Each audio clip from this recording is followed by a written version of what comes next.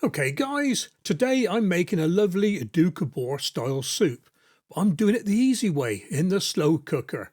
Simple ingredients with gentle flavours and a really comforting bowlful at the end.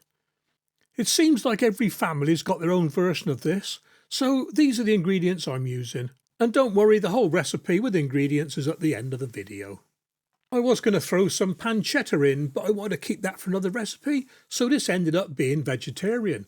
So we need an onion, some beetroot, carrots, potato, vegetable stock, garlic, tomato paste, red wine vinegar, I'm using my nasturtium vinegar for this one, sugar, salt, pepper, bay leaf, extra virgin olive oil, some shredded cabbage and a great big bunch of dill. I'm making quite a bit this time, so we're going to use 1.5 litres of vegetable stock. I'm having a bit of a cupboard clear out, so I'm using a few of these Knorr stock pots. I like those, I just think they taste a little bit better. And I've got an old cube as well to throw in.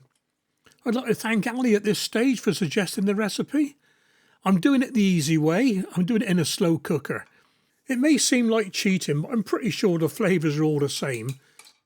If you do it on a stovetop, you need 3 or 4 pans. You need to saute this and saute that and steam this and steam that and make mashed potato. We'll get round to that later on. But what I will do at the very end, I'll put the stovetop method for you, just in case you want to try it that way. I was going out for the day, so the slow cooker suited me perfectly. Okay then, time to prep the veg. Chop up 1 onion. Red or white, doesn't really matter. And then chop up your carrots. I use 3 carrots for this one. Peel them if you need to, top and tail them, slice them and dice them. I've seen some recipes grate the carrots. I didn't want to do that. One more thing to wash up.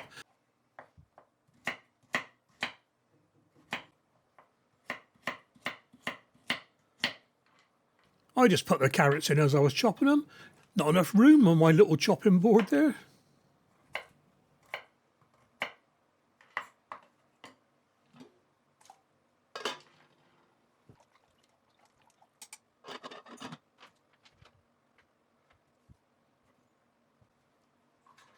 Peel, slice and dice your potato.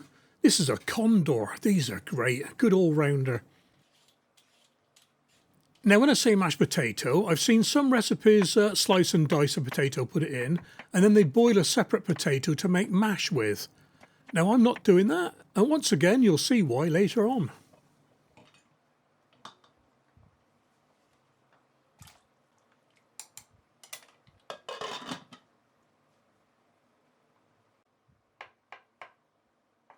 And a bit more slicing and dicing. This time it's the beetroot. 400 grams approximately for this.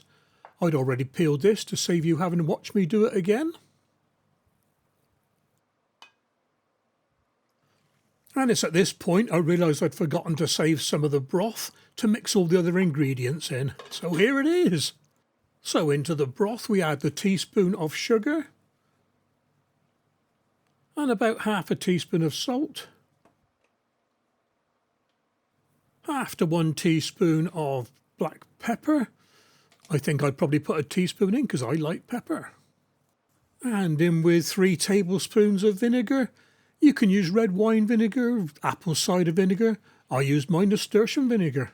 And then it's in with 2 tablespoons of tomato puree.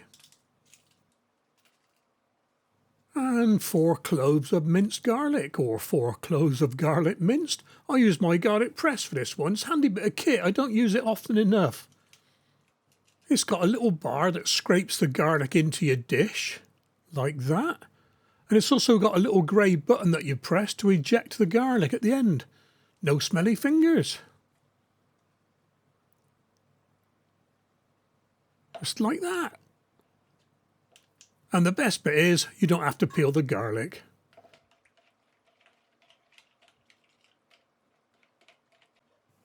In with a bay leaf, in with your diced beetroot, and in with the slurry you just made up.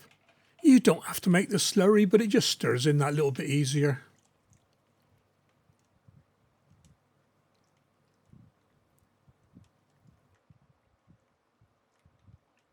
Looking good already. And we're going to let this cook away now for 4 hours on high or about 7 hours on low. And that was 4 hours on high for me.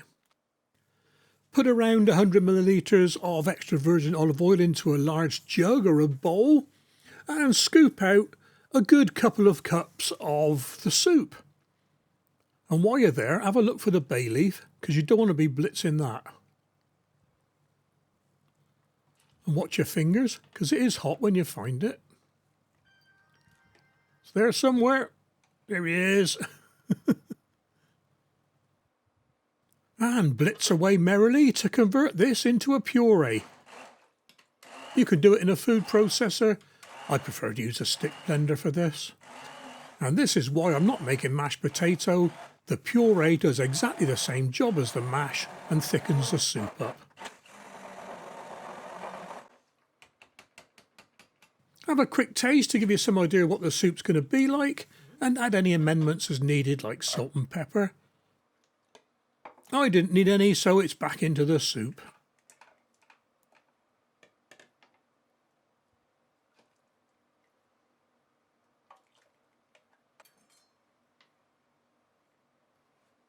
Finally chop your bunch of dill, then add it to the soup.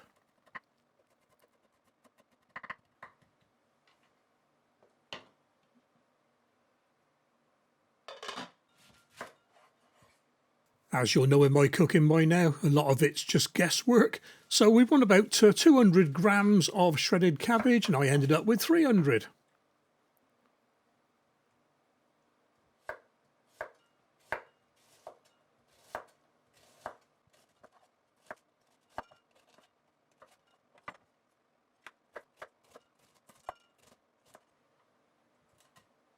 Into the slow cooker with the cabbage and let it cook for another 30 minutes, 30 to 60 minutes until the cabbage is nice and soft.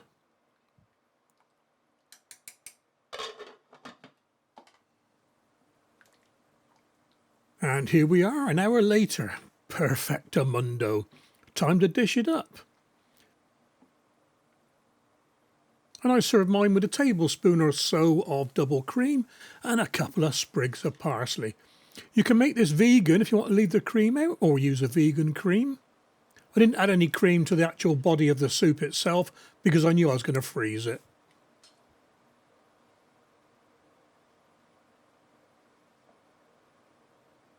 Wow, I've been waiting for this one. Thank you, Ali. It looks lovely.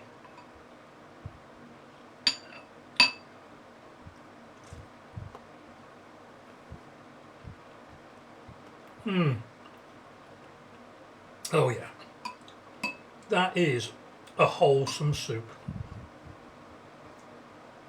Oh, that's lovely. I don't know why I've never heard of this before. Doukhobor soup. It is absolutely lovely. And this is the cheats way of doing it. It would normally take a lot longer in a lot more pots with a lot more washing up.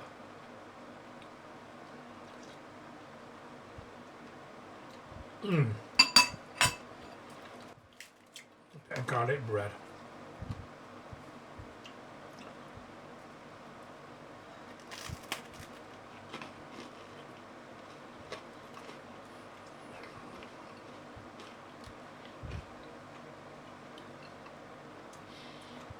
You've got to try this one, guys. It is fantastic.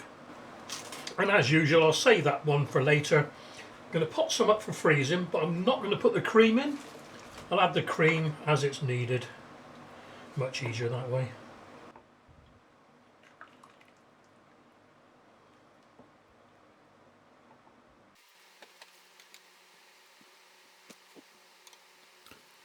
Ingredients and recipes to follow, guys. Thanks for watching. I hope you give this Doukhobor soup a try. It is simple and it tastes absolutely lovely.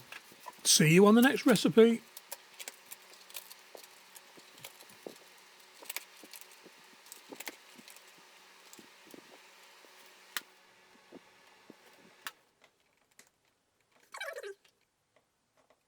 $25.11.25